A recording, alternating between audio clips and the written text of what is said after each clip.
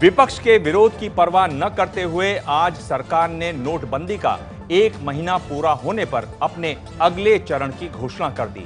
सरकार की कोशिश साफ है, वो चाहती है कि लोग कार्ड और ऑनलाइन भुगतान करें।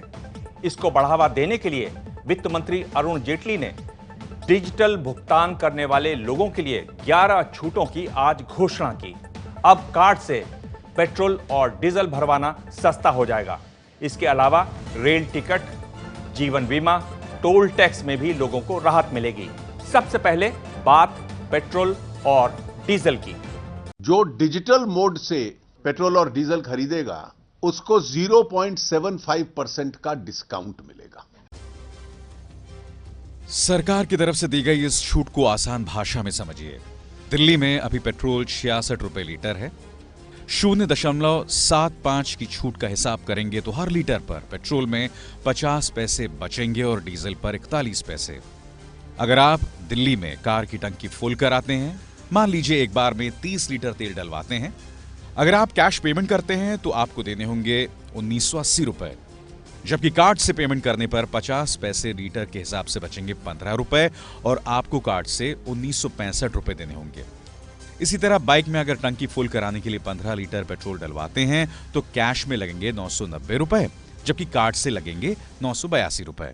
1000 रुपए का पेट्रोल यहाँ पर इस गाड़ी में है। कार्ड के जरिए पेमेंट किया जाएगा, तो इस तरह से किसी भी बैंक का डेबिट या क्रेडिट कार्ड है उसको यहाँ पर जो स्वाइप मशीन है उसमें इंसर्ट किया जाता है, जिसके बाद पिन मांगा जाता है जो 4 अंकों का एक पिन होता है। जब ये पिन इसमें डाल दिया जाता है जो कि ग्राहक की तरफ से डाला जाता है, पेमेंट जब हो जाती है, रिसीव हो जाती है, उसके बाद इस तरह से एक वाउचर जनरेट होगा। मुंबई में हर लीटर पेट्रोल पर कार्ड से पेमेंट करने वालों पर 55 पैसे बचेंगे, जबकि हर लीटर डीजल पर 45 पैसे की छूट मिलेगी। अगर आप मुंबई में हो तो वहां पेट्रोल 72 रुपए 62 पैसे लीटर है। अभी 30 लीटर तेल डलवाने पर कैश मिलेगा 2178 रुपए, लेकिन कार्ड से पेमेंट करने पर 18 रुपए बचेंगे और देने होंगे 2160 रुपए, यानी हर बार 18 रुपए की बचत। इससे दिक्कत वरना जो दिक्कत हो रही थी कि मतलब अगर कैश नहीं है तो पेट्रोल नहीं डलवा सकते, या फिर किसी का कार्ड अगर डालना है तो उस पर सरचार्ज होता था, तो अगर ये वेव करने से काफ़ी इजी हो जाएगा। कैश आना कम हो गया है। क्रेडिट कार्ड से और डेबिट कार्ड से सेल 50-60% बढ़ गई।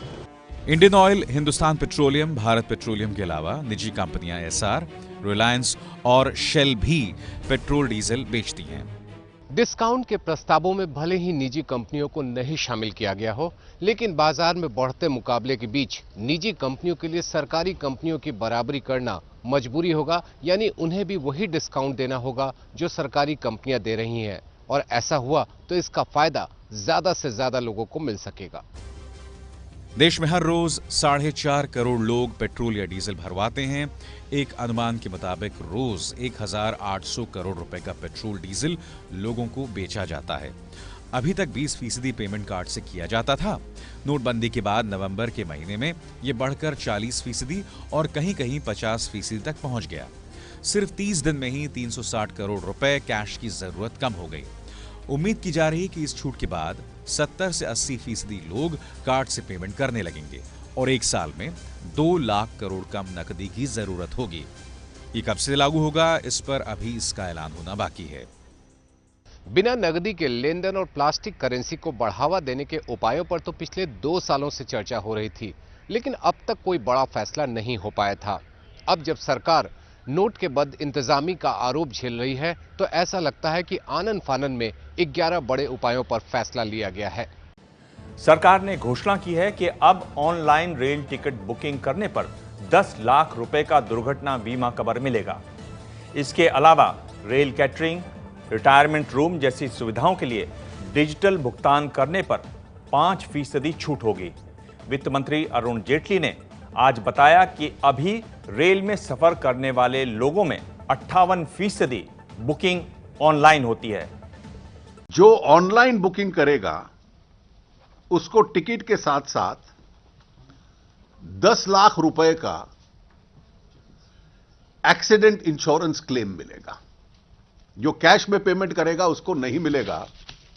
जो डिजिटल मोड से पेमेंट करेगा उसको ये इंश्योरेंस कवर मिलेगा। सरकार का फैसला, जो ऑनलाइन टिकट बुक करेगा उसे 10 लाख रुपए का जीवन बीमा मिलेगा। जो कैश में पेमेंट करेगा उसे ये सुविधा नहीं मिलेगी। अगर आप भी रेलवे टिकट खरीदते हैं तो समझिए कि कैसे 10 लाख का जीवन बीमा आपको मिल सकता है। तो अगर आपको ऑनलाइन रेलवे टिकट बुक कराना है तो फिर आपको रेलवे की वेबसाइट पर जाना होगा, irctc.co.in।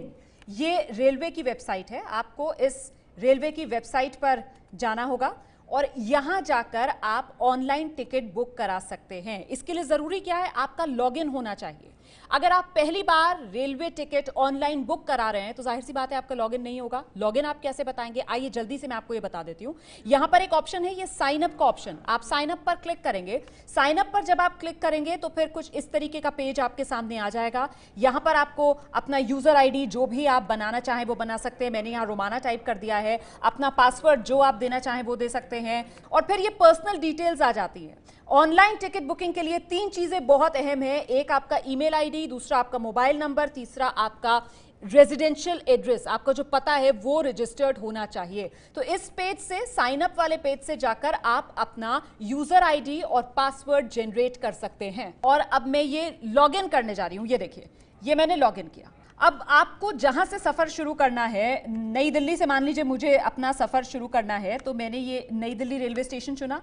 और अगर मुझे पटना जाना है, पटना जंक्शन तक मुझे सफर करना है और तारीख सफर करने की मैं 10 दिसंबर डालती हूं और फिर मैं टिकट का टाइप क्या होगा ये चूज करना होगा मुझे, ई टिकट या आई टिकट। ये 2 ऑप्शंस हैं, इन्हें समझना बहुत जरूरी है। अगर आप ई टिकट का ऑप्शन चुनेंगे तो फिर आपको ये टिकट जो है वो अपने मेल पर मिलेगा और अगर आप आई टिकट का ऑप्शन चुनेंगे तो फिर जिस तरीके का टिकट आप काउंटर से जाकर खरीदते हैं, वो कागज का बड़ा टिकट, वो जो आपने अपना रजिस्टर्ड एड्रेस लिखवाया है, पोस्टल एड्रेस, वहां पर आपके पास डाक के जरिए पहुंचेगा। फिलहाल मैं ई टिकट का ऑप्शन चुनती हूं और इसे मैं सबमिट कर देती हूं।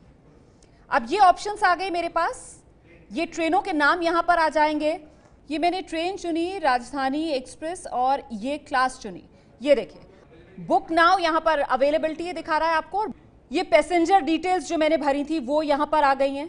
पैसेंजर डिटेल्स के बाद ये टिकट कितने का होगा ये यहां पर दिखा रहा है मुझे कि टिकट का जो अमाउंट है वो है 1660 रुपए का। अब किस तरीके से मुझे पेमेंट करना है उसके लिए यहां पर ये मल्टीपल पेमेंट ऑप्शंस दिए हुए हैं। क्रेडिट कार्ड से, डेबिट कार्ड से पेमेंट का ऑप्शन आप चुन सकते हैं, कैश कार्ड वॉलेट से चुन सकते हैं, IRCTC prepaid, IRCTC e wallet, ये अलग अलग पेमेंट ऑप्शंस हैं।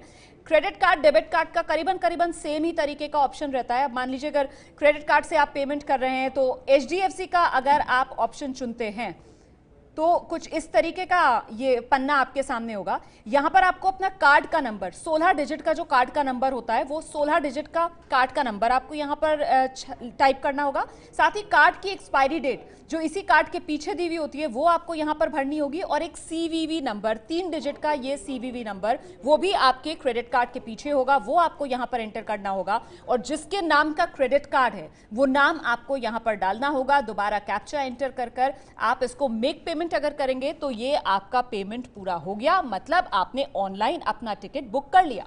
सरकार ने आज पब्लिक सेक्टर इंश्योरेंस कंपनियों से ऑनलाइन पॉलिसी लेने और प्रीमियम चुकाने वालों को 10% की छूट की घोषणा की है।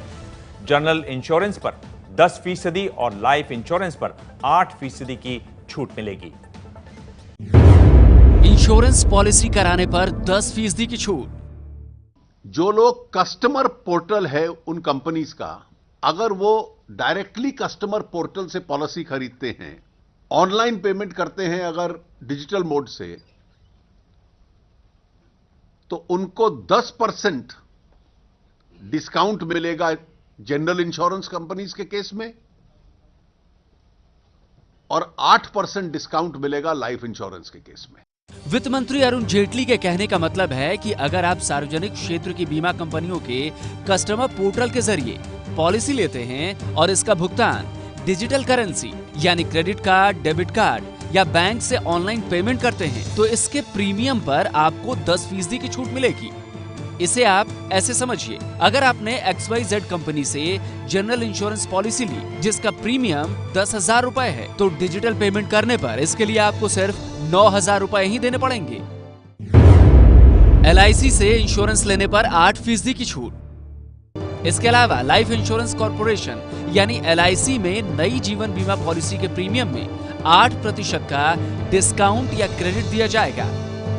यानी अगर आपने LIC से जीवन बीमा पॉलिसी ली जिसका प्रीमियम 10,000 रुपए है, तो इसके लिए आपको 9,200 रुपए ही देने पड़ेंगे। बस शर्त यह है कि आपको इसका भुगतान डिजिटल तरीके से करना होगा।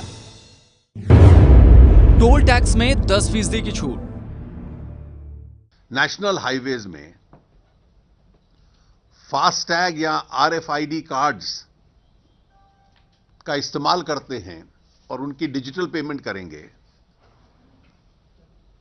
द यूजर ऑफ दैट, उस पे भी उनको 10% डिस्काउंट मिलेगा। अगर आप एक शहर से दूसरे शहर लगातार सफर करते हैं तो आपके लिए ये अच्छी खबर है। अपनी कार में RFID या फास्टैग लगवा लीजिए, क्योंकि इसका इस्तेमाल कर नेशनल हाईवे पर आपने टोल टैक्स दिया तो आपको 10% की छूट मिलेगी। इसे आप ऐसे समझिए, अगर आप दिल्ली से जयपुर जा रहे हैं तो आपको कुल टोल टैक्स 287 रुपए देने हैं। अगर आपने इसका भुगतान RFID या फास्टैग से किया तो आपको सिर्फ 258 रुपए 30 पैसे ही देने पड़ेंगे, यानी 28 रुपए 70 पैसे की आपकी बचत हो जाएगी। ये छूट कब से मिलेगी अभी इसका कोई दिन निश्चित नहीं किया गया है, पर वित्त मंत्री के मुताबिक बहुत जल्द ही इन्हें लागू कर दिया जाएगा। नोटबंदी के बाद डिजिटल भुगतान जोर पकड़ रहा है। ऐसे में मोबाइल पेमेंट या ई-वॉलेट कंपनियों की चांदी हो गई है। सबसे ज्यादा फायदा हुआ है पेटीएम को। भुगतान का यह तरीका बेहद आसान है। पूरी जानकारी के साथ रोमाना।